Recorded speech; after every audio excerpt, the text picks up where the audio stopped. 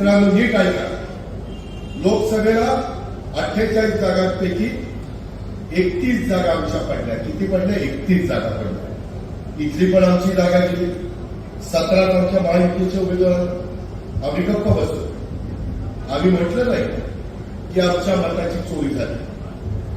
तुम्ही मतदार आहात, तुम्ही बटणं दाबलेली, त्याच्यावर तो तुमचा अधिकार बाबासाहेब आंबेडकरांनी दिलेला, संविधानाने दिलेला. त्याबद्दल लोकशाहीमध्ये जय पराजय चालतात. आम्ही खुल्या मनाने तो पराभव मान्य केला. आम्ही खचून नाही गेलो.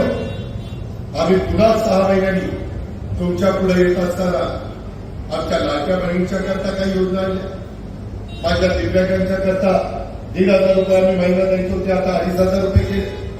कारण की आमचे दिव्यांग व्यक्ती आहे, मदत झाली पाहिजे. आम्ही उपकार करत नाही, आमची जबाबदारी आहे. त्या प्रकारे आता आमचे जास्त उमेदवार निवडून आले, अनेक लोक निवडून आले. माझ्या बारामतीचं उदाहरण सांगतो. पांढरकरांनो, माझी लोकसभेची सीट बारामतीमध्ये 48,000 मायनस होती. मी म्हटलं नाही की माझ्या बारामतीची मतं चोरीला गेली.